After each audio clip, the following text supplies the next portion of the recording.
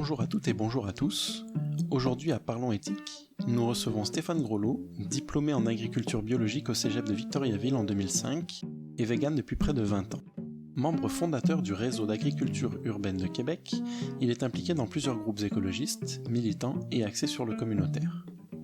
Éco-cinéaste, il réalise depuis 2006 de nombreux courts-métrages abordant diverses thématiques environnementales et en lien avec l'éthique animale.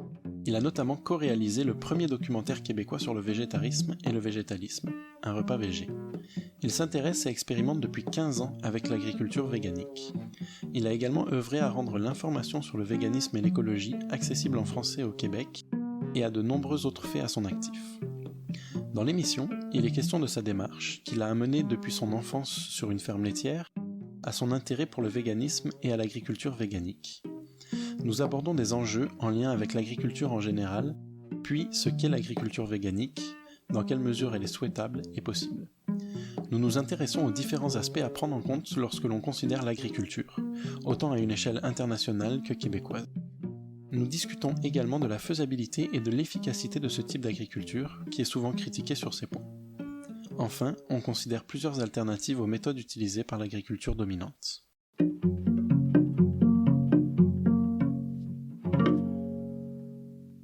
Aujourd'hui à Parlons éthique, nous allons parler d'agriculture végane. Pour nous parler du sujet, nous recevons Stéphane Grolot, qui a grandi sur une ferme et qui s'est intéressé très tôt à l'agriculture végane.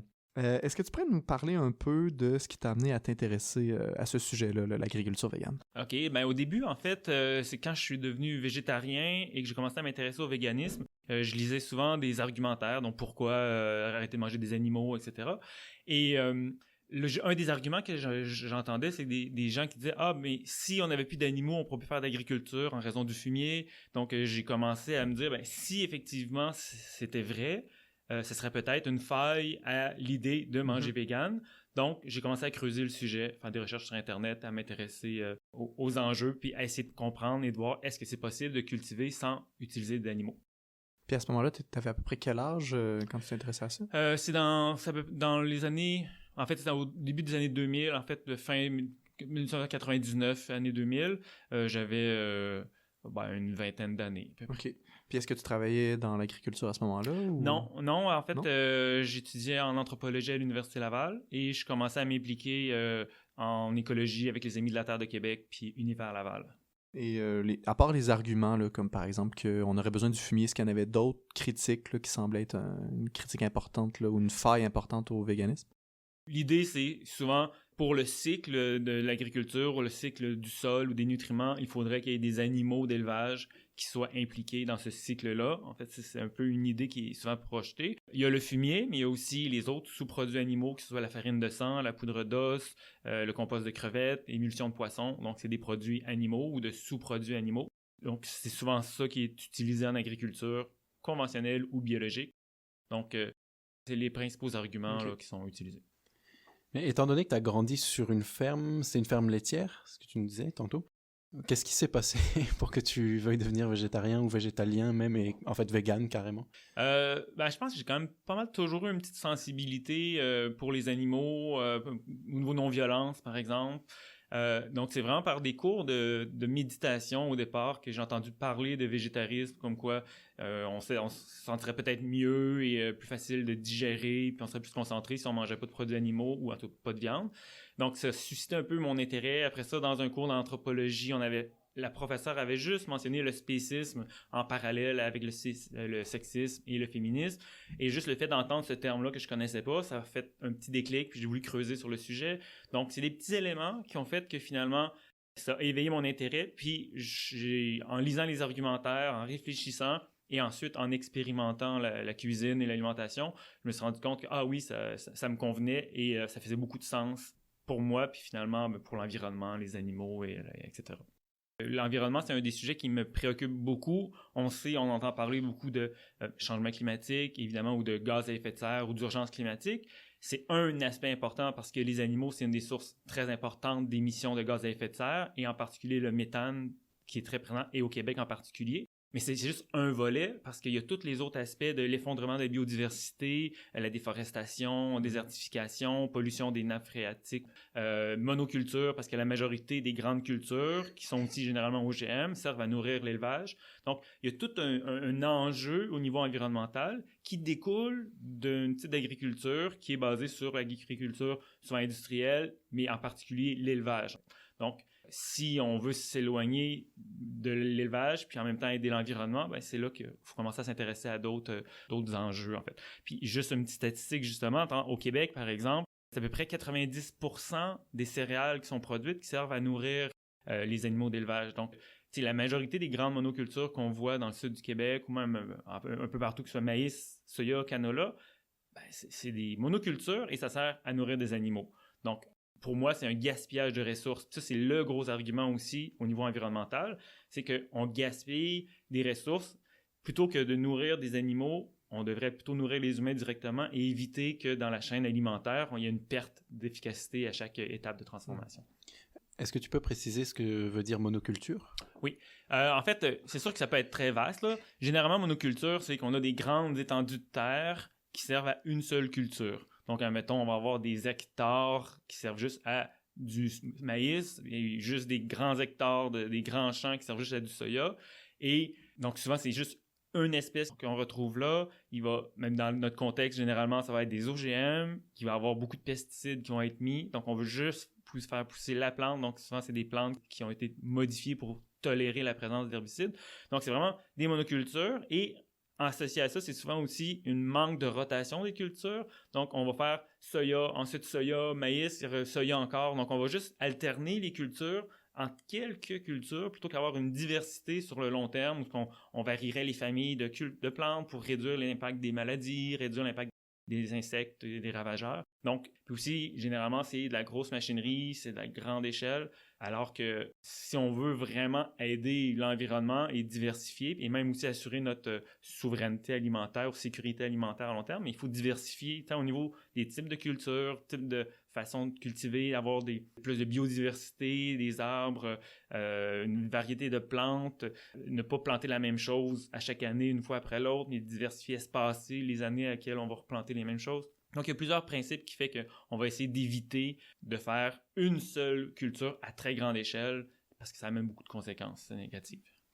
Et j'ai l'impression que ça convient mieux aux entreprises de dire, ben moi, je fais du maïs, puis là, je comprends le maïs, j'ai les ressources pour pouvoir le faire, au lieu de dire, ben je dois me spécialiser dans 10 ressources différentes. Ensuite, il y a une machine qui devrait faire les deux. Donc, avec les grosses machines qu'on utilise, j'imagine que d'avoir cette diversité-là ou d'avoir deux cultures en même temps, ça va être beaucoup plus difficile.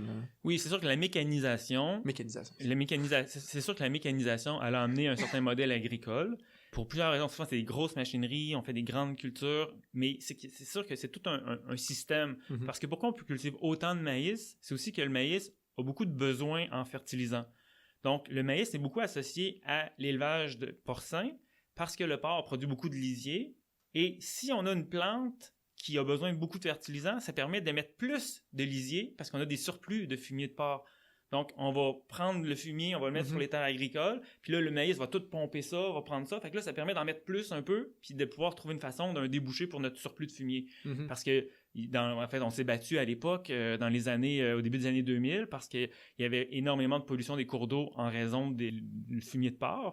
Et justement, ben, c'est de là que les plans agro-environnementaux de fertilisation, donc on essaye de calculer qu'est-ce qu'on cultive sur une terre. Ça permet de savoir combien de fertilisants qu'on peut mettre pour éviter de mettre un surplus pour pas avoir des surplus de fertilisation comme il s'est produit souvent. Et s'il y a un surplus, ben ça s'en va dans les cours d'eau et dans les nappes phréatiques. C'est quoi les conséquences de retrouver cet excès de nutriments dans les cours d'eau, etc.? Oui, OK. Il y a plusieurs conséquences. Ça peut être l'azote ou le phosphore. On a souvent parlé du phosphore. Ben, en fait, quand il y a trop de nutriments ou de fertilisants qui s'en vont dans les cours d'eau, ça va faire une prolifération des algues. Entre autres, on parle des algues bleu-vertes. Et les algues, en poussant, en se propageant, elles vont prendre l'oxygène et ça va faire ce qu'on appelle l'eutrophisation des cours d'eau. Et donc, ça fait que la vie marine ou la vie va avoir de la misère à survivre. Et on dégrade les cours d'eau, on détruit un peu la vie marine. Donc, c'est une des conséquences. Sinon, si c'est des nutriments ou des fertilisants qui s'en vont dans les nappes phréatiques, ben là, on est en train de polluer notre eau potable. Il y a plusieurs conséquences comme ça. Et là, pour mettre la table, est-ce que tu pourrais nous donner un petit peu des statistiques, là, voir à quel point c'est important l'industrie de l'agriculture? Quels impacts que ça a, là, par exemple, au niveau mondial ou au Québec? En fait, au niveau mondial, l'agriculture occupe environ 34% des terres émergées. Donc, au niveau agricole, c'est 34% des terres à peu près émergées. Et sur ces 34% de terres-là, on en a 80% qui servent à l'élevage. Donc, c'est 80% de nos terres agricoles qui servent soit à produire de la nourriture pour les animaux, soit à avoir des pâturages pour que les animaux soient à l'extérieur dans ces terres-là. Donc ça, c'est énorme, surtout quand on dit que la tendance, ça irait vers doubler la consommation de viande. On va les prendre où, ces terres agricoles-là? Mm-hmm. C'est là qu'on a des conséquences aussi quand on parle de perte de biodiversité. Pour moi, c'est un des enjeux majeurs parce qu'on est en train de tuer des espèces qui seront plus jamais présentes. Et une des raisons principales de pourquoi on détruit tant la biodiversité, c'est parce que l'humain, on est tellement nombreux, en plus des animaux d'élevage qui sont très, très nombreux, on occupe la place. Puis on laisse plus de place pour la faune et la flore naturelle. Et donc, c'est pour ça que on peut pas continuer à prendre plus de place pour faire de l'agriculture, pour faire de l'élevage. Il faudrait plutôt en enlever l'espace pour réduire le nombre d'animaux d'élevage, ce qui va finalement avoir des conséquences positives, tant sur les réductions des émissions de gaz à effet de serre, réduction de l'espace utilisé, moins de gaspillage de ressources, moins de pollution. Donc, c'est pour ça qu'il faut aller vers une réduction du nombre d'animaux d'élevage. Si on arrêtait du jour au lendemain de manger de la viande, par exemple, ou des produits animaux, si on arrêtait l'élevage, en somme, quelle serait la baisse ou la baisse du pourcentage de gaz à effet de serre qu'on aurait, par exemple? En fait, on sait qu'au niveau alimentation, une statistique qui est sortie cette semaine avec un beau graphique où ce qui comparait différentes alimentations, et la baisse la plus marquée, ce serait d'aller vers une alimentation végane qui permettrait de réduire de 73% nos émissions de gaz à effet de serre. De gaz à effet de serre en général ou juste pour la partie alimentation? Par rapport à l'alimentation. C'est ça, donc si on mangeait végane, donc dans les statistiques, c'est qu'on réduirait de 73% nos émissions de gaz à effet de serre au niveau alimentation, là, si on mangeait végane. Puis ça, c'est 25% à peu près, je pense, là, des gaz à effet de serre totaux qu'on produit. OK, au niveau mondial. OK, c'est ça, OK. Non, en fait, c'est compliqué parce que les statistiques qu'on a au niveau de l'élevage, au niveau des émissions de gaz à effet de serre, ce qui est comptabilisé, c'est parcellaire. C'est pas complet. Plus à l'échelle mondiale, on va parler de peut-être 14,5% des émissions de gaz à effet de serre qui sont catégorisées dans la partie agriculture. Mm-hmm. Ou au Québec, on va parler peut-être de 9-10%. Mais ce que ça inclut, c'est simplement ce qui est lié aux animaux, mais directement, que ce soit les éructations, là, les rots ou les flatulences, ou sinon l'utilisation du fumier et des engrais chimiques ou les fertilisants qui vont émettre des gaz qui sont en contact avec l'eau ou qui a une fermentation dans une fosse par le méthane émis. Donc, c'est tout ce qui est comptabilisé dans le secteur agricole. Mais tout ce qui est machinerie agricole, transport des animaux, des intrants, transport des produits, des extrants, on pourrait dire, le chauffage, on a entendu parler cet automne du propane, qui était un gros enjeu parce qu'il n'y avait plus de propane qui venait de l'ouest à cause de la grève au niveau des chemins de fer. Le propane qui est utilisé, souvent, c'est pour sécher le grain qui va servir à nourrir les animaux ou qui sert à chauffer. Donc, tous ces autres sources d'émissions de gaz à effet de serre qui sont liées à l'élevage ne sont pas comptabilisées dans le secteur agricole. Donc, on sous-estime de beaucoup les émissions de gaz à effet de serre au Québec ou à l'échelle internationale. Souvent, ça va être mis dans le transport ou ça va être mis dans le secteur énergie pour, mettons, le propane. Okay. Donc, c'est ça, sont comptabilisés, mais pas dans le bon secteur qui nous permet d'avoir une représentation juste de la réalité d'impact de l'élevage. D'autant plus que on sous-estime beaucoup les émissions, comme au Québec avec 10%, parce qu'on utilise généralement la référence de 1 tonne de méthane équivaut à 21 tonnes de CO2. Mettons, souvent, c'est ce qu'on va utiliser, c'est ce qu'on utilise longtemps. Là, c'est en train de changer. Les nouveaux visuels données, ça dirait que 1 tonne de méthane équivaut environ à 34 tonnes de CO2. Mais ça, c'est sur un horizon de 100 ans. Donc, si on dit l'effet du méthane sur 100 ans, ce serait l'équivalent de 21 tonnes de CO2, admettons. Okay. Sauf que ça sous-estime l'impact majeur parce que le méthane a un impact très fort à court terme, mais pas à long terme. Donc, vu qu'on émet énormément de méthane et que là, maintenant, on le calcule sur une longue période de temps, on ne voit pas son effet réel à court terme, alors qu'il est très marqué. C'est pour ça qu'on peut peut-être sous-estimer l'impact des changements climatiques présentement, parce que le méthane est une grosse source d'émissions de gaz à effet de serre. Et ce qu'il faudrait faire, c'est plutôt ramener sur une période de 20 ans. Donc, calculer l'équivalence CO2 sur 20 ans. ce qu'il y en a qui proposent justement depuis longtemps. Et là, ça ferait en sorte qu'une tonne de méthane équivaut à peut-être 86 tonnes de CO2, ce qui est majeur. Ce qui fait que là, on aurait une représentation plus importante, puis on verrait que notre méthane vaut plus, mais là, il ne vaudra plus 10%, il va peut-être valoir 15 ou 20% des émissions québécoises. Et là, peut-être que ça pourrait faire changer les politiques gouvernementales ou agricoles pour dire, c'est vrai que c'est important, le secteur agricole, il faudrait peut-être faire de quoi pour changer. Puis là, on pourrait peut-être commencer à jaser sur qu'est-ce qu'on cultive, puis qu'est-ce qu'on fait avec nos terres. Au niveau de la biomasse ou au niveau du nombre d'individus, de ce qui se passe dans le monde, juste pour qu'on ait un ordre de grandeur, là, les êtres humains, quel espace qu'on représente dans le monde et le bétail qu'on utilise pour notre alimentation, est-ce que tu as des chiffres là-dessus?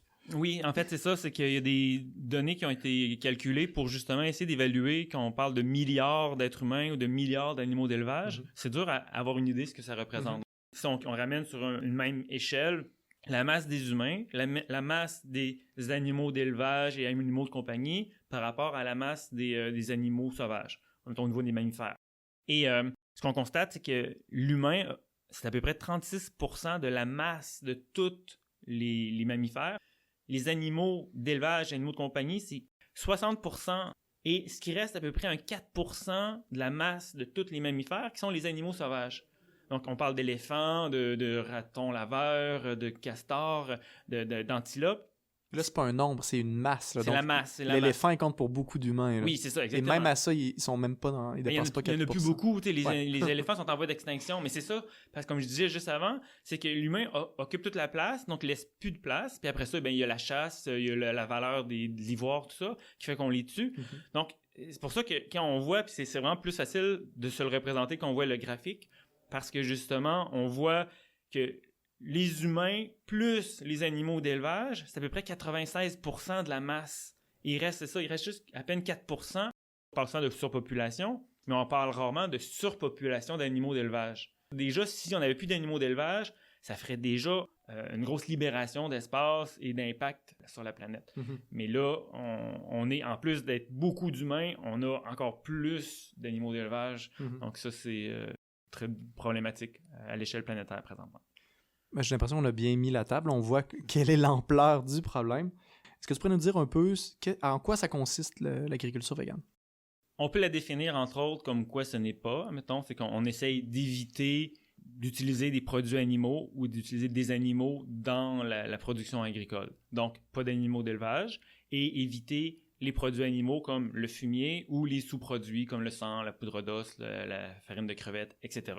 Donc, on essaie d'éviter ça et aussi éviter les pesticides parce qu'on sait que les pesticides, ça tue énormément d'insectes et ça a des effets sur toute la biodiversité aussi. Donc, on essaie d'éviter au maximum tout ce qui est pesticides et engrais chimiques aussi parce qu'en fait, même engrais chimiques, c'est pas nécessairement durable à long terme. On va plutôt miser, même s'il y a plein de tendances et plein de façons de faire, mais en général, ça va vraiment plus se préoccuper de cultiver des végétaux pour consommation humaine. Ça, c'est le principe. Donc, on cultive, on utilise les terres pour nourrir les humains directement.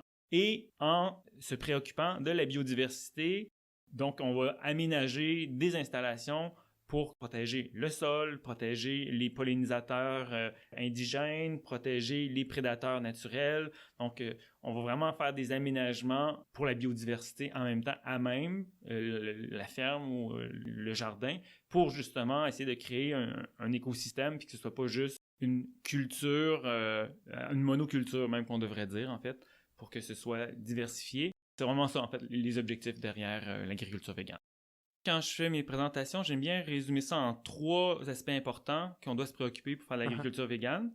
Il y a le volet du sol, on veut que ce soit un sol vivant, qu'il faut se préoccuper, puis on fait des aménagements, puis on va faire des pratiques agricoles qui se préoccupent du sol.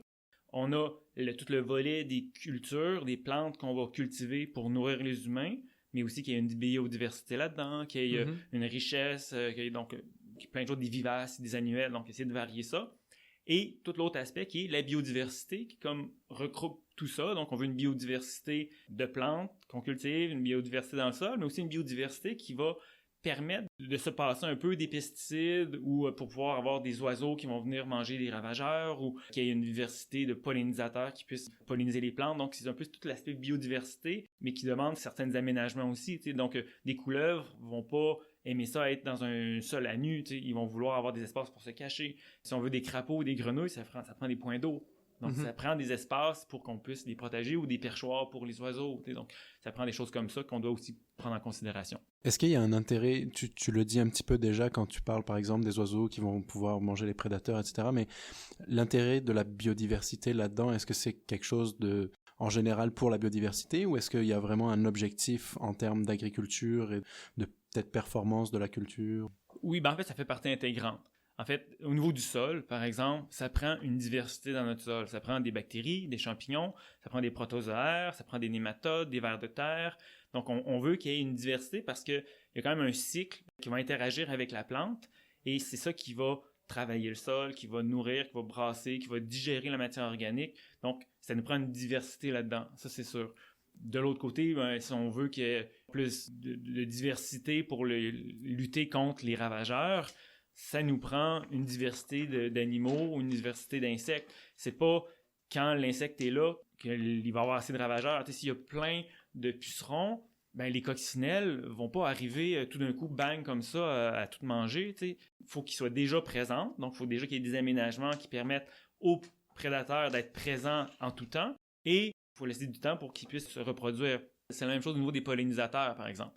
Les bourdons, c'est parmi les plus efficaces au niveau de la pollinisation. On entend souvent parler des abeilles à miel, alors que les abeilles à miel ne sont même pas indigènes. Ils ont été importés ici. Il n'y a pas d'abeilles à miel ici avant que les Européens arrivent. Et ça, on ne le sait pas. Puis il y a souvent de la désinformation là-dessus. Et les abeilles à miel ont besoin des humains pour survivre aussi. En hiver, ça prend un environnement plus contrôlé. Alors que on a souvent même attribué aux abeilles à miel la pollinisation. Mais les bourdons, par exemple, sont beaucoup plus efficaces en période humide ou froide, comme au printemps, par exemple. On a au Québec à peu près 350 espèces de pollinisateurs qui vont polliniser. Donc, avant qu'on ait des abeilles à miel, il y avait comme plein de petits fruits, des bleuets, des framboises, des fraises, il y en avait plein. Il y avait plein de cultures qui poussaient ici, des amélanchiers, etc. Puis on n'avait pas d'abeilles à miel. L'enjeu, c'est que c'est sûr que quand on a une monoculture, puis qu'on met des pesticides, puis qu'il n'y a pas de pollinisateurs qui ont d'espace pour faire leur nid dans le sol, souvent comme les abeilles solitaires, ou que les bourdons qui ne vont pas nécessairement aller sur des super grandes distances pour polliniser, c'est sûr qu'il y a des cultures qui ne sont pas pollinisées parce qu'il n'y aura pas de pollinisateurs sur place ou ils vont être trop loin. Donc, c'est de là l'importance d'avoir des aménagements pour la biodiversité un peu partout, présents, moins des grandes monocultures, moins des grandes superficies d'une seule culture. Et l'autre enjeu qu'on oublie souvent, c'est que un pollinisateur, il a besoin de manger toute la saison. Donc, c'est pas juste une seule culture avec une seule sorte de fleurs pendant 2 semaines. Il faut qu'il y ait des fleurs tout le long de la saison. Donc, c'est ça aussi qu'il faut se préoccuper d'avoir une biodiversité, avoir une diversité de plantes qui va faire qu'ils vont pouvoir se nourrir toute la saison.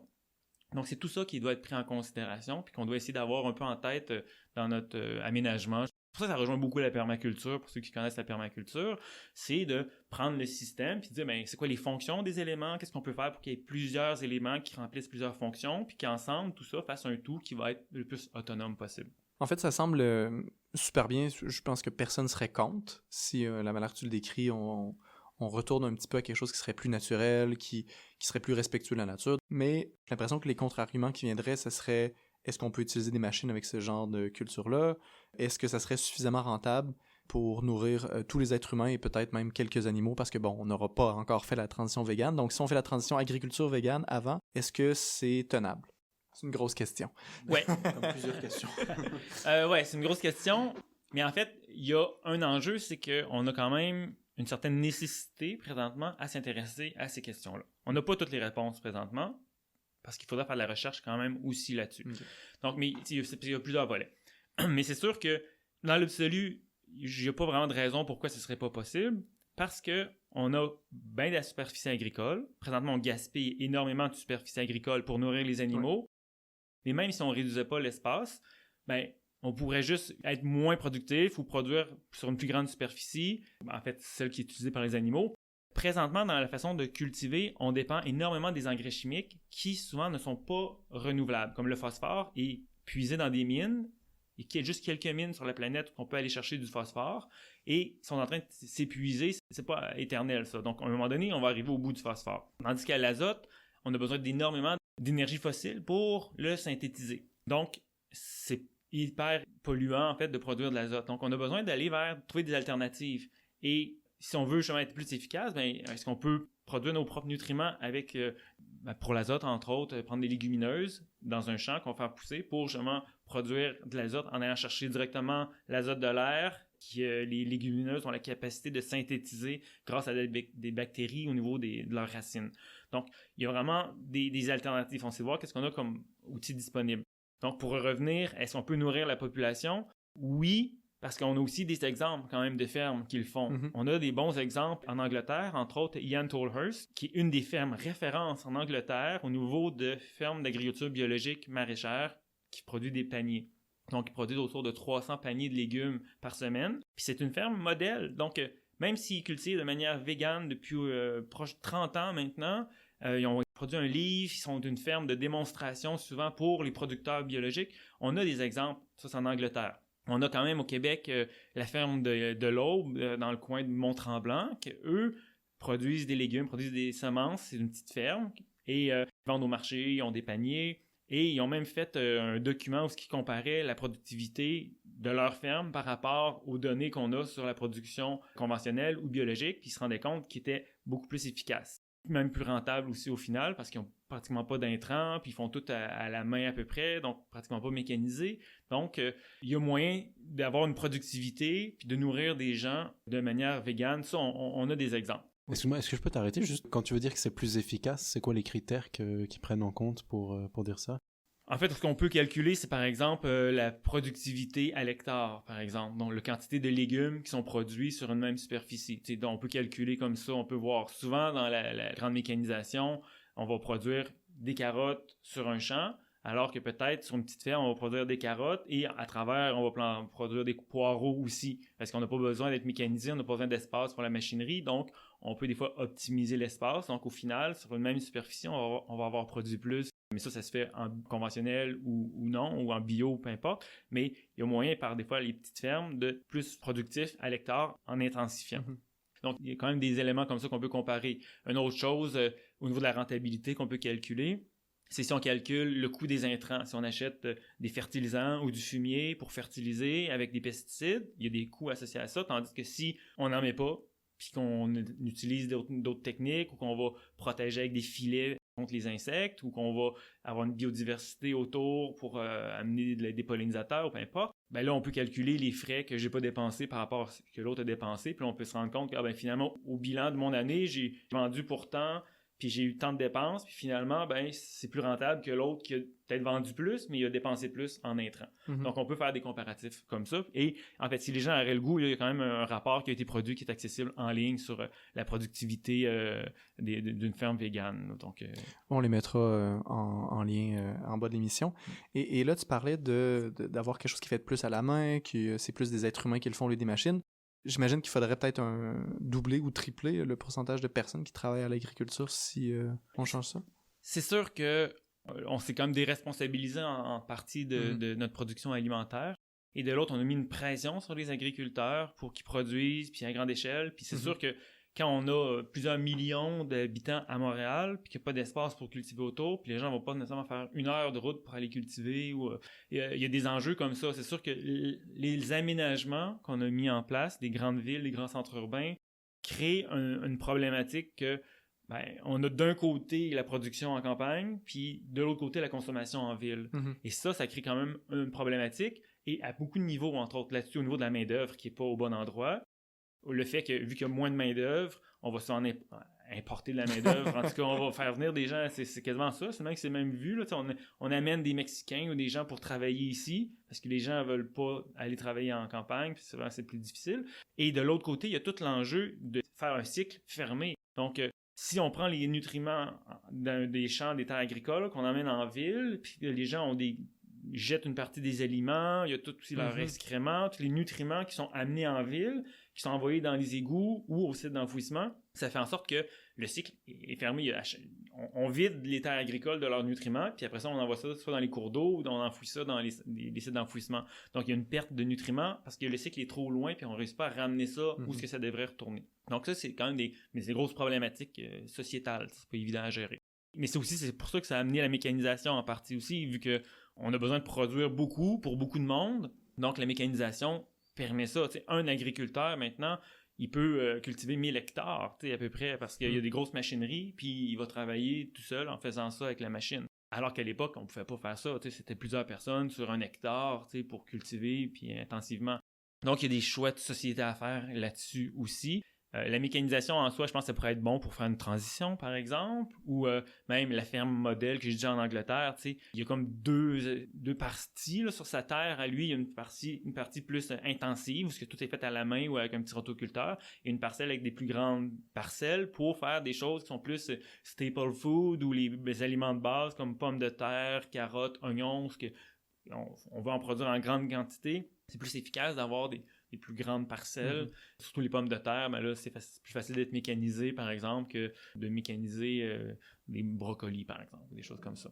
Donc, la transition vers l'agriculture végane, ce que j'ai l'impression de comprendre ce que tu dis, c'est on a des modèles, on a des bonnes idées, il y a des gens qui réussissent, mais il reste encore de la recherche à faire parce qu'il n'y a pas assez de gens qui en font, on met pas assez d'énergie là-dedans. Dans l'élevage, par exemple, il y a beaucoup de subventions, exactement, qui sont données, qui, s'ils étaient données, par exemple, à l'agriculture végane, on pourrait peut-être développer des nouvelles méthodes. Donc, c'est une transition qui demanderait quand même certaines recherches, mais il semble avoir tout le potentiel pour réussir. Oui, mais en fait, c'est que si vraiment on disait qu'on veut faire une transition, parce qu'on n'a pas le choix de faire une certaine transition pour réduire nos émissions de gaz à effet de serre, donc nécessairement, il va falloir qu'on y arrive un jour. Donc, aussi, peut-être commencer tout de suite. Il y a plein d'aspects là-dessus, comme faire une transition, c'est possible. On a quand même fait une transition souvent des producteurs de tabac vers d'autres productions qu'on a voulu lutter contre le tabagisme. Donc, on pourrait faire le gouvernement pourrait prendre des initiatives pour réorienter un peu la production agricole, l'élevage entre autres, vers d'autres productions.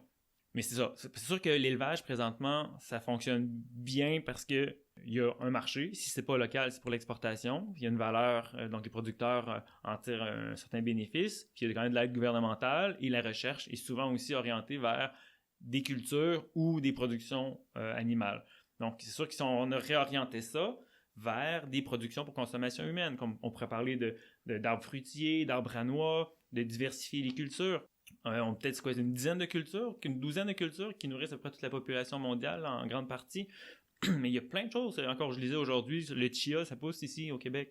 Le quinoa, il y a plein de choses. Le quinoa, on en retrouve déjà au Canada un peu maintenant.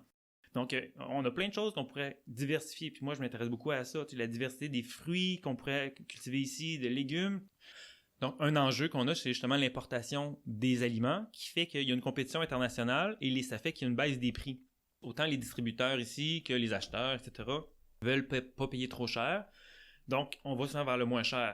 Ce qui fait que les producteurs ici, ils peuvent pas compétitionner contre les salaires vraiment pas chers du Mexique ou vers d'autres cultures qui viennent de l'Inde, même pour le concombre ou peu importe. Donc ça aide pas non plus le fait qu'on soit dans un marché international qui fait que c'est moins intéressant pour l'agriculteur de commencer à cultiver des choses ici qu'on peut acheter à un coût moindre que ce qui est produit ici. Donc ça, c'est un enjeu. Surtout dans tout ce qui est maraîchage, ça demande plus de main-d'œuvre.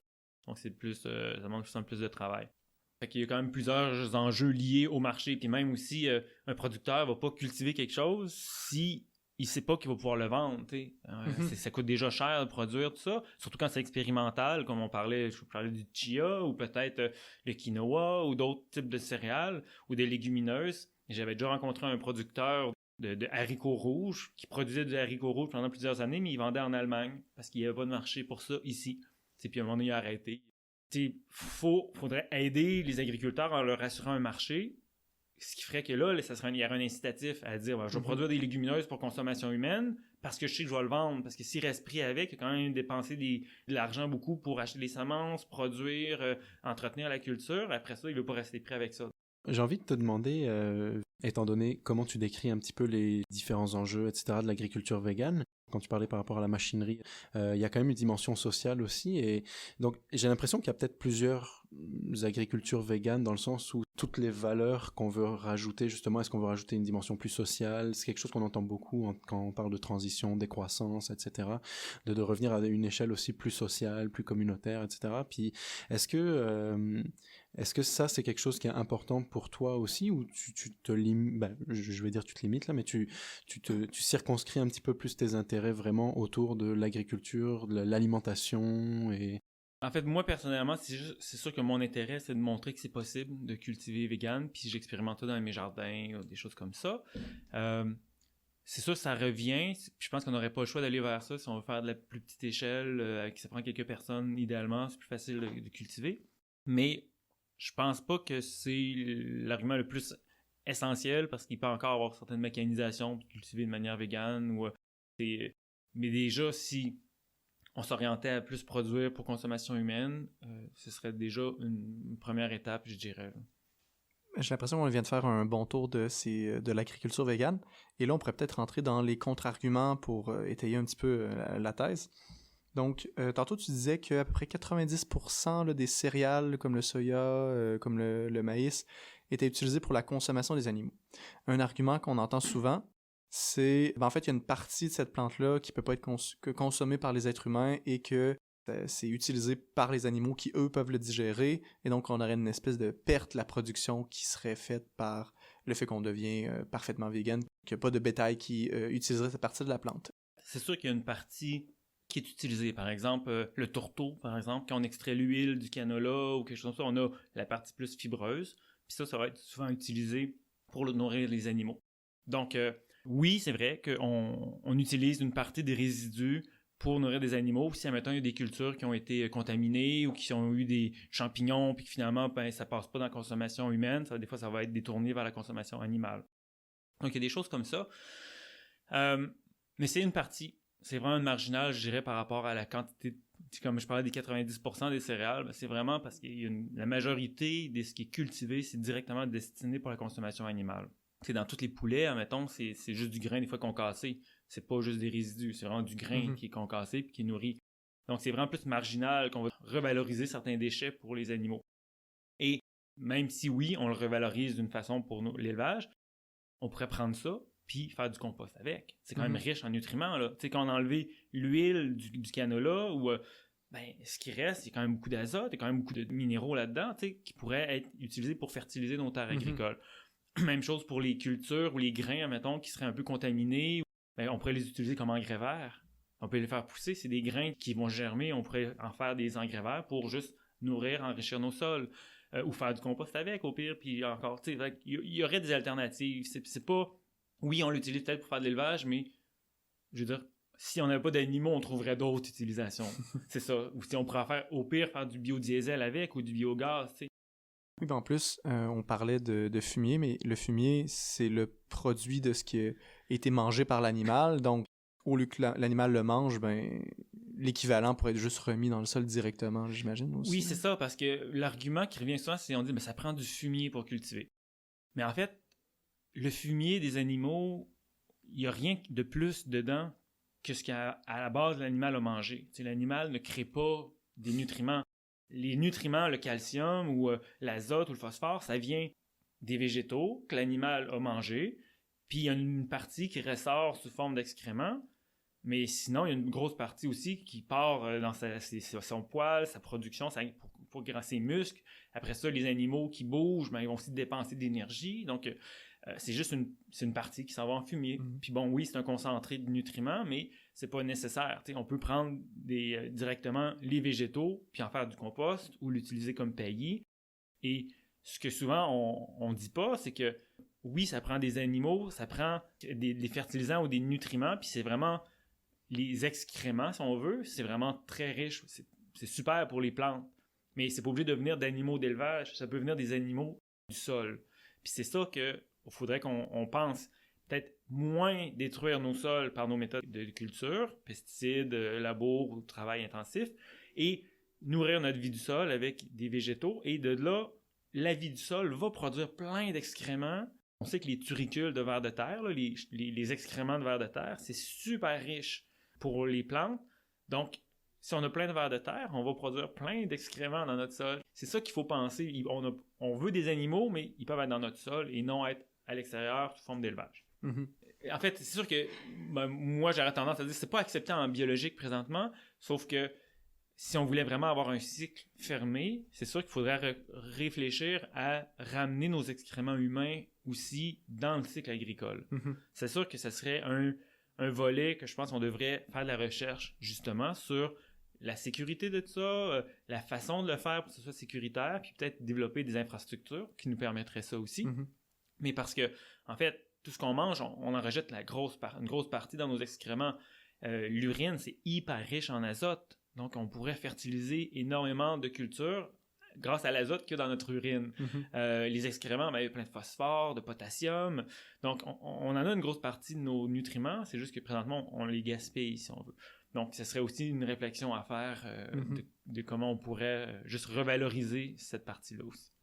Puis c'est un problème aussi s'en débarrasser, comment les traiter. Donc, si on pouvait les réutiliser, ça pourrait même être avantageux sur un plan économique, j'imagine. Ah oui, c'est ça. Parce que présentement, en fait, moi, la question justement du fumin qu'on appelle, fumier humain, c'est justement un enjeu. Il y a un livre, Le Petit Livre du fumin, qui a été en fait une traduction d'un livre Humanure Handbook qui a été écrit aux États-Unis.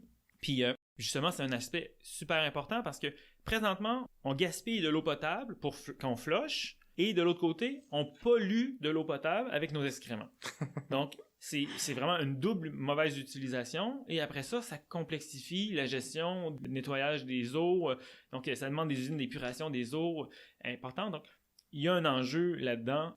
Déjà, utiliser des toilettes compost, si on est en campagne, puis on a un espace, avoir des toilettes compost, pour moi, ce serait vraiment une belle alternative, quitte à utiliser le compost d'excréments humains pour des cultures, soit d'engrais verts ou au pied d'arbres fruitiers, ou donc d'autres utilisations si on ne veut pas l'utiliser directement en contact avec nos aliments.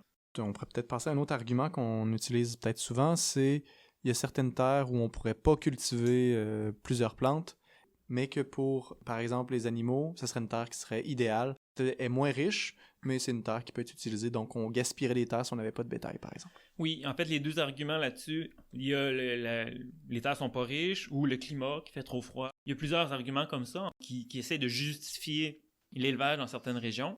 En fait, il faudrait se questionner d'abord, avant qu'il y ait de l'élevage, qu'est-ce qu'il y avait à ces endroits-là? Ça serait... Parce que surtout au Québec. Et oui, il y avait des grandes prairies, puis c'est des bisons, puis bon. Mais au Québec, on n'avait pas vraiment ça. C'était des forêts en grande partie qu'on avait au Québec. On a plus défriché, puis après ça, on a fait de l'élevage là. Donc, déjà, on a l'argument qui nous dit, il y a des arbres qui poussent là. On peut faire de la sylviculture. Ça tient pas. Mais après ça, on peut regarder tout ce qu'on peut cultiver volontairement dans ces endroits-là.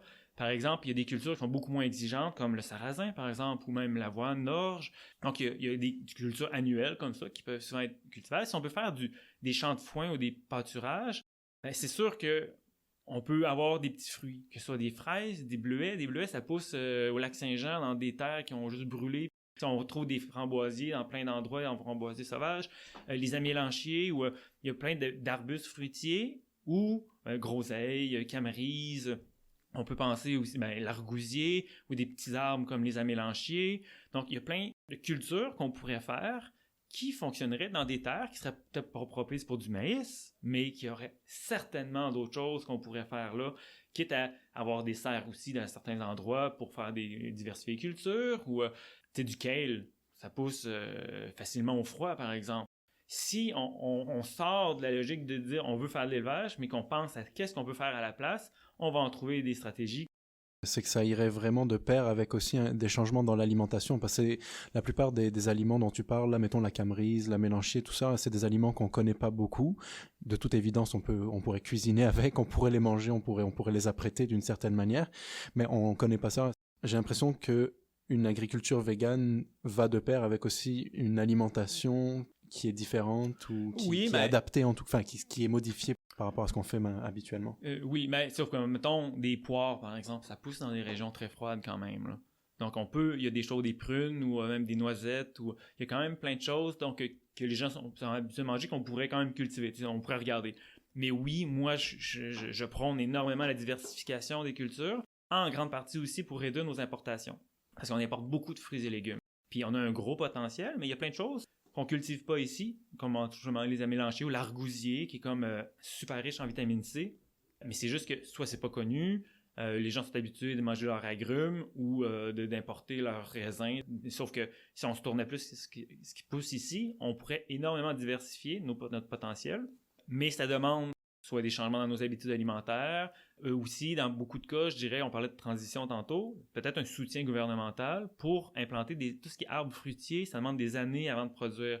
Donc, c'est difficile à justifier pour un agriculteur de planter des arbres fruitiers puis d'attendre 4-5 ans avant de commencer à avoir des revenus. Donc, ça, c'est très difficile à assumer. Donc, c'est pour ça qu'il y aurait peut-être là-dessus une aide au niveau de transition. Puis après ça, toujours dans la sélection, quel arbre pousse bien, à quelle région, etc. Puis comment aménager ça pour que ce soit le plus autonome possible. Donc, mais tu sais, il y a quand même du travail qui est fait au niveau de tout ce qui est forêt nourricière, par exemple, de mélanger des espèces pour que ce soit le plus autonome, puis qu'il y ait moins d'impact sur les ravageurs, tout ça. Donc, il y a de la recherche qui est faite. Même ce qui est intéressant, c'est que à la base, les forest gardens, qu'on appelle, ou qu'on a pris plus le concept de forêt nourricière au Québec ou de jardin-forêt en France. C'est drôle parce que Robert Hart, qui était comme un peu à l'origine de ça, c'était un vegan qui faisait les premières forêts nourricières où c'était un vegan qui a mis ça en place. T'sais. C'est quand même intéressant de voir que finalement, les végans ont souvent innové dans des approches qui finalement, ça fait beaucoup de sens.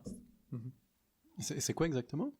En fait, l'idée de forêt nourricière ou de forest garden, c'est l'idée d'avoir un espace comme un jardin, si on veut, ou ça peut être plus grand, peu importe la grandeur.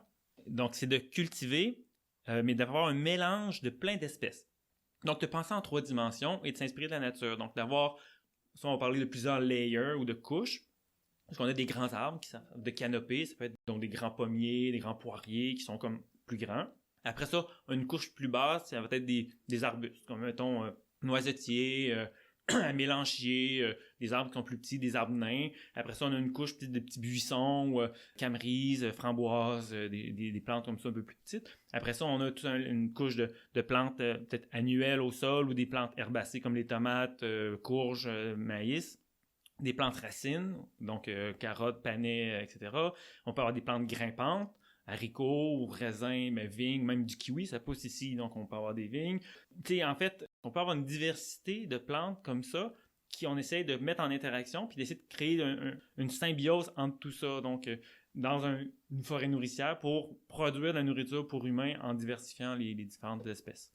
Et les buissons qui seraient plus dans les couches inférieures, ils n'auraient pas de problème à recevoir moins de lumière ou ça dépend? En fait, c'est dans l'aménagement. C'est là que justement, on va distancer les grands arbres pour laisser l'espace pour les plus petits. Donc, on va parler de guildes souvent, où ce que, mettons, un grand arbre, puis entre les grands arbres, on va mettre des plus petits buissons, puis au sol, on va faire des couches d'arbres, de plantes, de l'ail, des choses qui vont occuper l'espace. Il y a quand même tout un aménagement, une réflexion là-dedans. Là. Tu sais, on peut trouver quand même de plus en plus d'informations. C'est super intéressant parce que ça s'inspire justement de la lisière des forêts, où souvent c'est là qu'il y a la plus grande diversité. Tu sais, on voit l'orée des bois, ben là, il y a toutes les couches qu'on retrouve. Ou dans une forêt qui se réaménage par elle-même, qu'on laisse un terrain abandonné, ben là, des grands arbres qui vont mourir. Après ça, c'est des plus gros qui vont s'installer. Ou en fait, les bleuets, c'est un peu ça. C'est comme une première couche de végétation qui est là présente. Puis peut-être avec des années, ça va peut-être être autre chose qui va pousser avec les années. Donc, c'est un peu de recréer un environnement, mais dans le cas de forêt nourricière, qui va être aussi utile pour consommation humaine. C'est drôle parce que je vais faire un commentaire qui ressemble un petit peu à ce que Romain disait, mais depuis tantôt tu parles de plein de sortes de fruits qui poussent au Québec, mais je me sens vraiment niaiseux parce que j'ai aucune idée ça a l'air de quoi un amélanchier ou tantôt un argousier, j'ai aucune idée, mais je pourrais nommer plein de fruits qui viennent du sud et je saurais même pas si ça pousse ici, j'ai aucune idée. Parce qu'on dirait que ce qui a été commercialisé dans mon esprit, je pense à un fruit, je pense à une pomme, après ça, la deuxième, c'est une orange puis une banane qui n'a pas rapport ici, puis qu'un ours, ça mange du miel puis des saumons, alors que j'imagine ça mange pas, ça doit être peut-être 3% de leur nourriture, mais on est vraiment limité dans notre imaginaire. Ouais. Puis à t'écouter parler, je me rends compte que j'ai aucune idée de ce qui se passe au niveau de la nourriture, autre que ce qu'on m'a montré à la télévision, par exemple, de ce qui se mange, tu sais, avec Winnie the Pooh pour le miel. Oui, exactement. Puis c'est justement, c'est un peu contre ça aussi qu'on se bat, entre guillemets, tu sais, tout le mouvement de transition aussi, ça rentre dans cette logique-là de dire, faut que notre société soit un peu plus autonome. Donc, qu'est-ce qui pousse localement? Connaître ce qui pousse localement, moins dépendant de l'importation. Puis surtout, si on prend la banane qui se retrouve partout sur la planète, en fait, dans la grande majorité des pays occidentaux. Ça veut dire que là-bas, c'est des méga monocultures pour produire, pour alimenter toute la planète. Et on sait, avec les conditions de travail qui sont là, les pesticides utilisés, on a détruit les forêts là-bas pour faire juste des plantations de bananes. Donc, on crée des problèmes aussi en se basant sur l'importation. Donc, nous, on produit, on fait de l'élevage, puis on exporte, puis on importe là-bas, mais il faudrait être plus diversifié ici et s'intéresser à ce qui pousse ici. Il y a la caméline, que pour moi, c'est une plante que j'adore, que les gens ne se sont pas entendus parler. Aucune idée.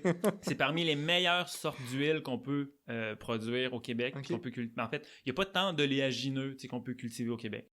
On a le tournesol, le canola, un peu l'huile de soya peut-être, là, mais sinon, la caméline, c'est une crucifère. Puis on peut l'acheter maintenant de plus en plus. Il commence à avoir des producteurs au Québec, on en a même du bio qu'on peut avoir. Et c'est meilleur pour la santé que l'huile d'olive. Ça pousse ici, ça résiste bien à la chaleur, ça diversifie la rotation des cultures, c'est bien adapté à notre climat. Donc c'est vraiment un exemple de plante que on pourrait en cultiver à grande échelle puis remplacer une partie d'importation d'huile d'olive, par exemple. Diversifier nos cultures.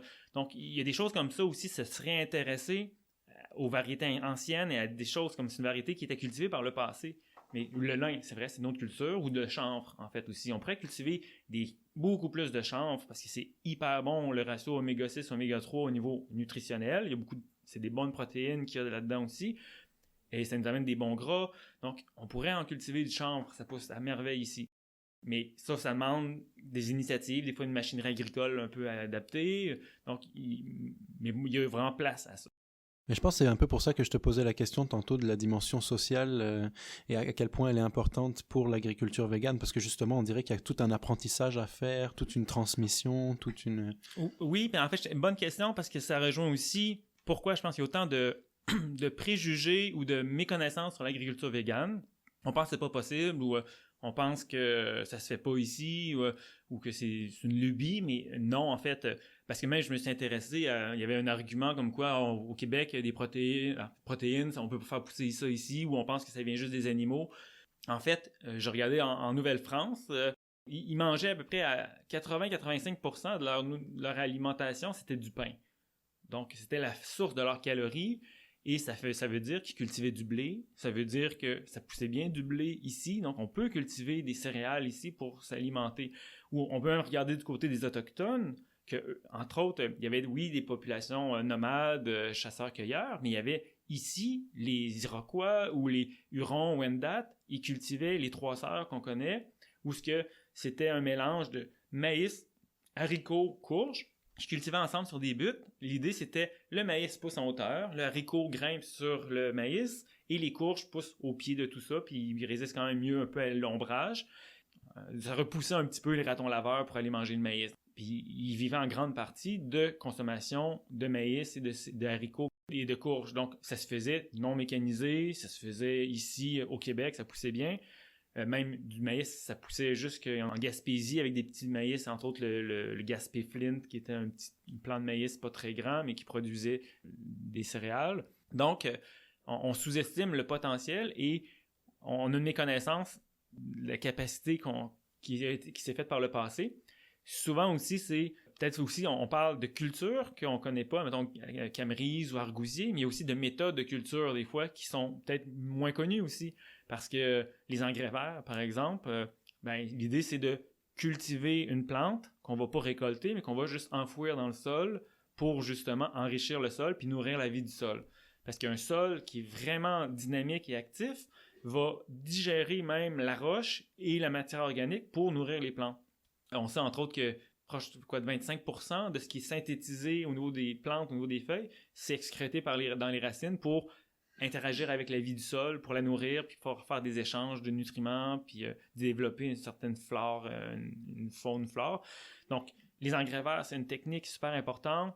On pourrait parler du bois raméal fragmenté, qui est l'idée d'utiliser des branches d'arbres, réduire ça en petits copeaux, puis de mettre ça sur nos sols agricoles pour ramener la richesse qu'il y avait dans les sols avant, quand on a juste coupé la forêt. Donc, c'est ramener cette vie-là et ramener la richesse d'un humus très stable dans notre sol. Donc, il y a des techniques comme ça qu'on peut utiliser ou du thé de compost. On fait un compost, puis on va prendre le compost qu'on va mettre dans un baril d'eau qu'on va aérer, puis ça fait en sorte qu'on va amener la vie dans notre eau, puis si on vaporise ça sur nos plantes ou notre sol, ben on va amener cette vie-là, puis on va renforcer nos plantes et genre activer la vie du sol.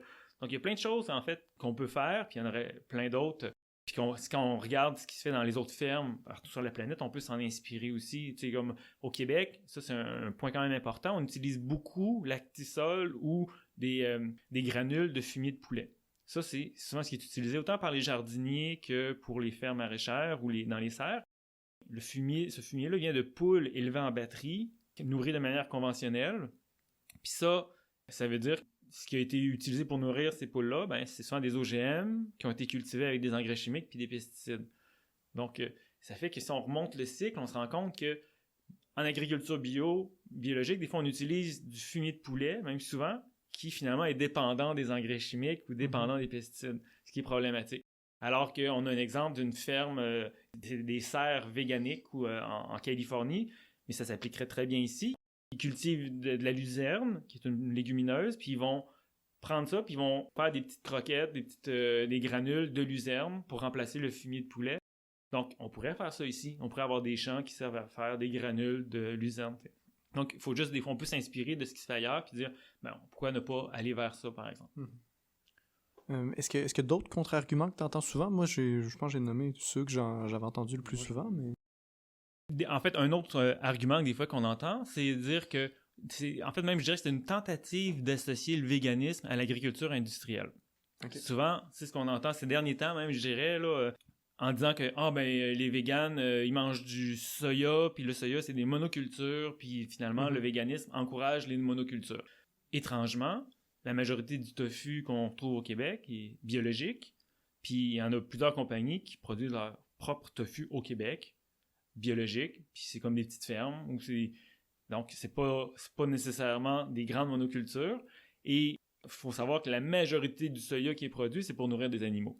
Donc, c'est pas les véganes qui ont le plus gros impact sur la production du soya, en fait, puis souvent même celui qui est produit est biologique, celui pour la consommation humaine. Puis véganisme ne veut pas nécessairement dire agriculture industrielle, parce que on peut très bien faire l'agriculture végane à petite échelle. On a la ferme de l'Aube, comme je disais, dans le coin de Mont-Tremblant. Puis dans ta perspective du futur, parce que là, on a parlé beaucoup de l'agriculture, j'imagine, qui se passe en campagne, en région, mais la plupart des gens, comme tu disais tout à l'heure, habitent en ville. Qu'est-ce que tu pourrais nous dire à nous, qui, pour la plupart des gens qui vont écouter aussi, vivant en ville, qu'est-ce qu'on pourrait faire pour participer à ce changement-là? Ben, en fait, moi, depuis quelques années, je suis principalement en ville. Et justement, je me suis intéressé à l'agriculture urbaine. Puis il y a plein de choses qu'on peut faire en ville. On peut vraiment faire beaucoup de culture végane en ville, que ce soit en bac, sur des toits ou dans des jardins communautaires ou si on a une parcelle chez soi. La première chose que j'aurais tendance à dire, là, si on veut cultiver végane, c'est de faire notre compost. En fait, c'est la première chose. C'est de regarder c'est quoi les nutriments que j'ai. Puis déjà, on a plein de résidus alimentaires ou des restes que, on a plein, c'est des nutriments. Donc, faisons du compost. On va avoir notre source de fertilisation pour nos légumes, que ce soit dans nos bacs ou dans la terre. Donc, c'est une des premières choses très concrètes que les gens devraient faire en plus d'aider l'environnement. Puis après ça, en ville, on a quand même aussi des ressources comme les feuilles d'arbres ou même, souvent, on voit des élagueurs qui vont justement avoir broyé des branches d'arbres, tout ça. On peut en récolter une partie puis le faire composter. On peut aussi reprendre des feuilles d'arbres puis les laisser décomposer. Puis si on mélange le compost, des feuilles d'arbres décomposées, puis des petites branches d'arbres décomposées, on peut avoir un terreau pour faire nos semis ou pour remplir nos bacs. Donc, on peut être en ville, être assez autonome, puis éviter de prendre de la mousse de tourbe qui détruit des tourbières ou d'importer des nutriments de la ferme. T'sais. Donc, on peut produire nos nutriments sur place. Puis après ça, en ville, on peut cultiver vraiment plein d'affaires. Il y a quelqu'un dans Basseville, ici à Québec, il fait du raisin. Il y a un vignoble dans sa cour arrière, dans le centre-ville, sur la rue de la Salle. Il a juste cultivé ça, puis ça pousse très bien. Donc, on a maintenant des cultures de vignes qui sont très bien adaptées au Québec. Donc, il y a plein de choses qu'on peut cultiver. Des arbres fruitiers, entre autres, je parlais des mélanchiers tantôt, qui est un petit fruit gros comme le bout du petit doigt, mettons, puis qui est un rouge bourgogne très foncé et très bon. Mais à Québec, on en a plein. Dans le quartier Limoilou, entre autres, il y a plein d'arbres à mélancher qui ont été plantés par les gens au courant des années. Puis on peut en récolter beaucoup. Donc, en ville, on pourrait planter plein d'arbres fruitiers. Donc, il y a plein de choses comme ça qu'on peut faire cultiver sur le balcon, ben, plein d'arbres de plantes qui grimpent. On peut faire grimper. On peut cultiver tomates, courges, concombres, kale. Plein de choses, en fait. Il y a beaucoup de potentiel si on veut cultiver vegan en ville. Mm-hmm. C'est plus difficile d'avoir de l'élevage aussi en ville. Exactement. Puis en fait, c'est un très bon point, justement, parce que c'est un peu la vogue là, de vouloir faire de l'élevage en ville. Mettons des poules, par exemple, ou même des moutons. Oui, là. c'est vrai. Mais ce que les gens ne réalisent pas, c'est que si ils veulent une bonne production d'œufs, par exemple, il va falloir qu'ils donnent de la bonne nourriture à leurs poules. Ça veut dire souvent importer du grain ou de nourrir de la bonne nourriture. Ça veut dire qu'ils ne sont pas autonomes, ils doivent prendre du grain qu'ils doivent acheter.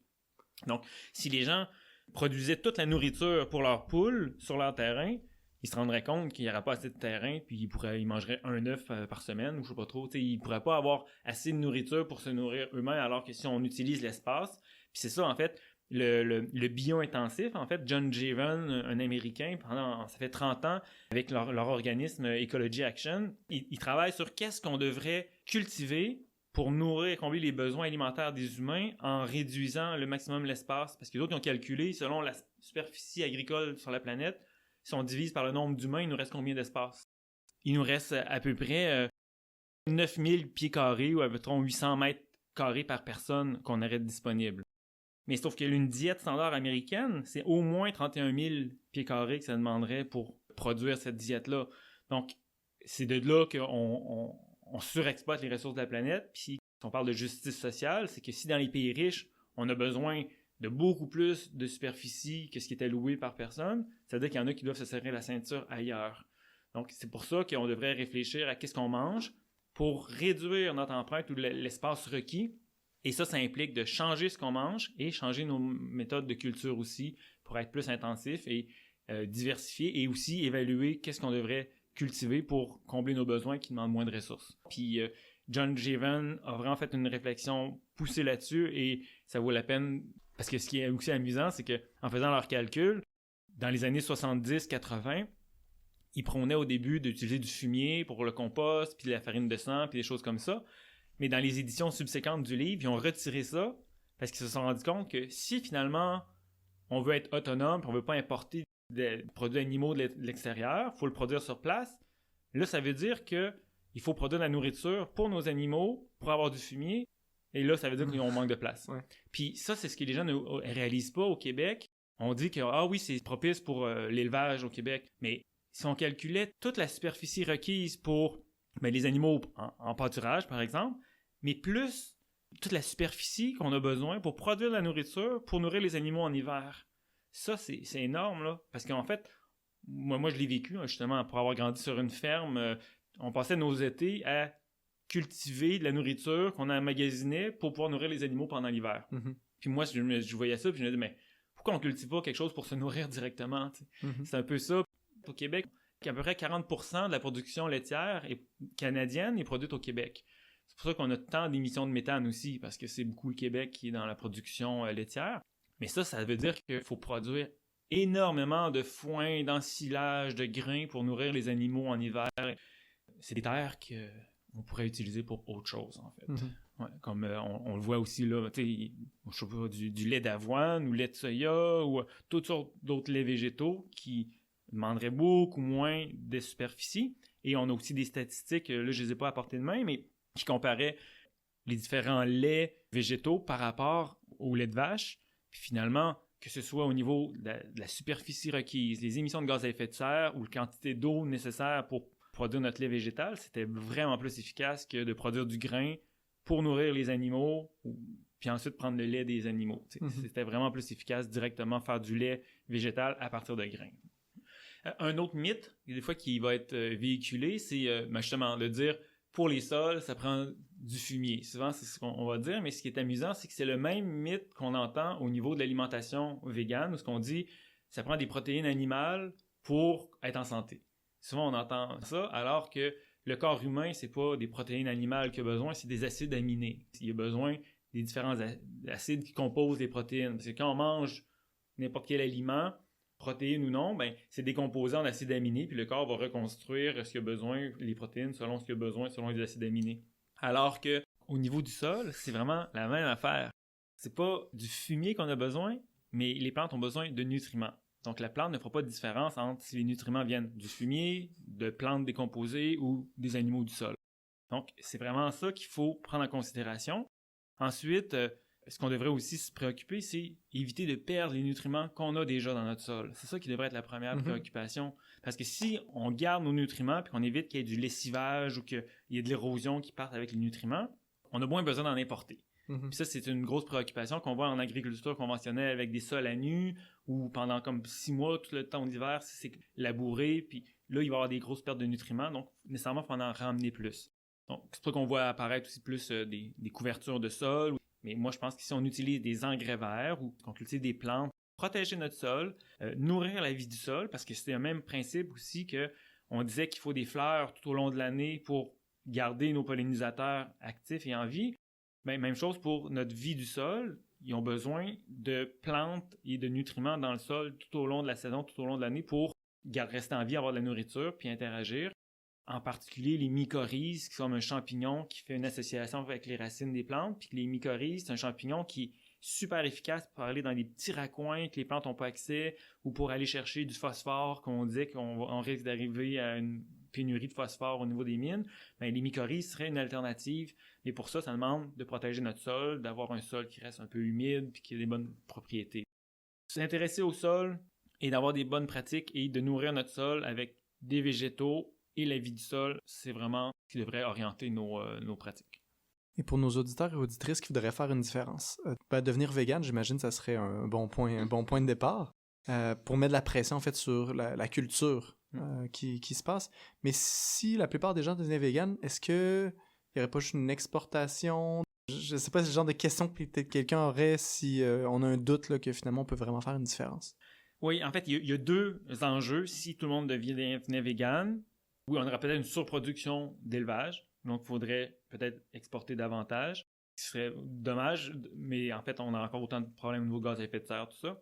Et on importerait plus aussi de fruits et légumes et des choses comme ça. Fait que c'est sûr qu'il faut arrimer, ça, les deux vont vraiment de pair, et moi, ce que je verrais, ce que j'aimerais vraiment voir, c'est des initiatives où ce que des groupes de consommateurs demandent à des producteurs de cultiver des céréales ou des légumineuses, puis disent on te fait un préachat. On te demande, tu cultives, nous, 5 hectares de haricots rouges, puis on te paye à l'avance pour les cultures, ou on te garantit qu'on va l'acheter quand ils vont être produits. Fait que là, c'est un super incitatif. Moi, je pense que c'est vraiment vers ça qu'on devrait essayer d'aller pour réorienter en tant que consommateur, de faire des regroupements. Si chaque personne achète 10 kilos d'haricots rouges, puis qu'on est 100, ben là, c'est des tonnes qu'on va pouvoir finir par acheter un producteur puis rentabiliser l'investissement. Fait que c'est vers ça, je pense qu'on devrait, en tant que consommateur, faire. Mais il n'y aurait pas un problème juste parce qu'il y a quand même beaucoup d'aléas météorologiques ou des choses comme ça. Donc on pourrait payer, mais on n'aurait pas une garantie de retour ou... Oui, ça c'est sûr que c'est toujours l'enjeu, effectivement. Mais sauf que c'est un peu le principe de l'agriculture soutenue par la communauté. On l'a vu ces dernières années depuis plusieurs années avec les paniers où les consommateurs donnent un montant au printemps pour acheter une partie de la récolte et l'agriculteur fournit un panier à chaque semaine avec ce qu'il récolte. En fait, moi je trouve que c'est quand même intéressant, puis ou ça pourrait être le gouvernement, sinon qui assure, qui fait la transition, parce que il y a quand même, ça soulève un enjeu qui est intéressant, c'est que pourquoi ce serait à l'agriculteur d'assumer les pertes plutôt que le consommateur. Puis c'est là aussi la déresponsabilisation du consommateur. Puis moi, je trouve qu'il y a un enjeu même éthique. T'sais. On veut une agriculture locale de plus en plus. On veut des agriculteurs ici qui produisent pour nous. Mais on a une responsabilité aussi, nous. Si c'est nous qui le cultivions puis qu'on ne récoltait rien, on ne sera pas content, mais on serait responsable. Mais là, on devrait aussi avoir une certaine responsabilité envers nos agriculteurs. Donc, je pense qu'il y aurait quelque chose là-dedans à creuser. Et de là aussi, de la diversification des cultures. Parce que là, présentement, avec les OGM puis les monocultures, on a 4-5 cultures principales et c'est pratiquement toutes des clones, c'est des lignées agricoles, puis c'est quasiment toute la même diversité génétique. Et qu'on est en train de se couper l'herbe sous le pied, parce qu'il risquerait qu'il y ait une maladie qui s'installe puis qui pourrait tout ravager parce qu'ils ont à peu près toute la même génétique, les plantes. Donc, en diversifiant nos types d'haricots qu'on consomme, en diversifiant les types de plantes, d'espèces, on s'assure une plus grande sécurité alimentaire parce que si une culture marche pas, mais il y a peut-être l'autre à côté qui va fonctionner. Donc, il y aurait ça aussi dans cette diversification-là, c'est de s'assurer une sécurité alimentaire, d'avoir quelque chose à manger si d'autres fait défaut une année. Et toi, tu fais partie de Vegan Québec. Est-ce que tu pourrais nous dire un peu qu'est-ce qu'ils font et quelles sont les actions que vous faites, quelles sont l'information que vous donnez, etc.? Vegan Québec, c'est vraiment une initiative que j'ai mise sur pied quand je suis devenu vegan il y a une vingtaine d'années. Il n'y avait pratiquement aucune information en français. J'étais à Québec, je connaissais presque personne, fait que j'ai décidé d'avoir une présence web pour dire qu'il y a des choses qui se font au Québec en français, qu'il y a des véganes, puis pouvoir essayer de rassembler du monde. Avec les années, ça a donné naissance à plein d'initiatives, que ce soit des potlucks véganes pendant 10 ans qu'on a fait à Québec. Ça amène de l'information, il y a plein de recettes, une liste de documentaires, il y a de l'information. Et aussi, c'est de la diffusion. On a fait des kiosques d'information. Moi, j'ai fait souvent des conférences. Donc, l'idée, c'est, avec Vegan Québec, c'est de montrer que c'est facile d'être vegan au Québec, puis qu'il y a plusieurs raisons intéressantes de le faire. Donc, j'ai développé des outils pour faciliter la vie des véganes au Québec. Là, c'est vraiment ça. Mais en parallèle, on avait quand même parti aussi le réseau d'agriculture véganique, donc qui était l'idée d'essayer de rassembler puis de donner de l'information sur l'agriculture végane ou véganique, on dit pour vegan et biologique, donc véganique. Et c'est un néologisme qui donne vraiment l'esprit qu'on veut que ce soit biologique et en même temps vegan. Donc, c'est un peu ça. Donc, c'est Go Véganique que, justement, on a mis ça en place.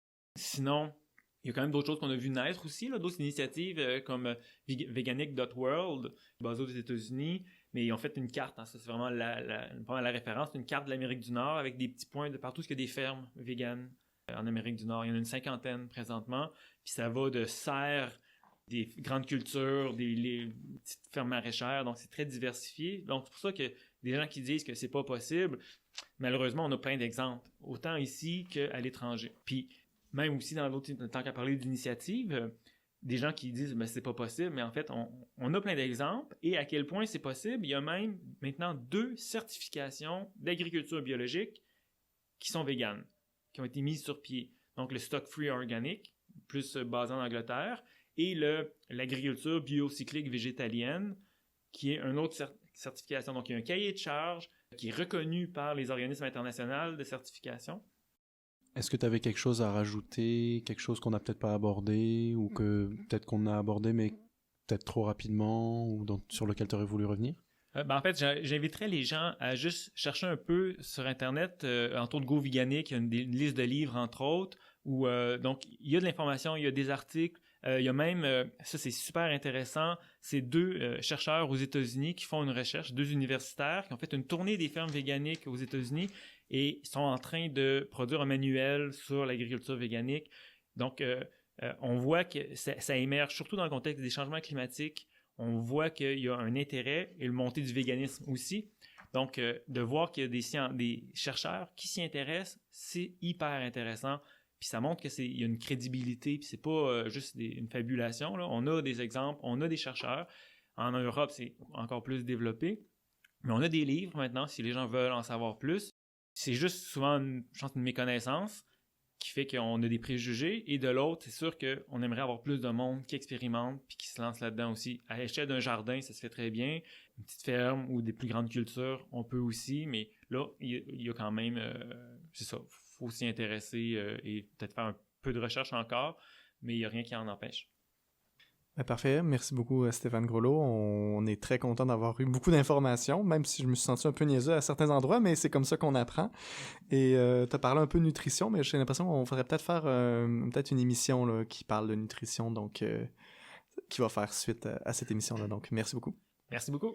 Merci beaucoup, puis on mettra les différents liens vers les différentes études ou différentes références auxquelles que tu as abordées dans l'émission, en description de l'émission. Merci. Parfait, merci.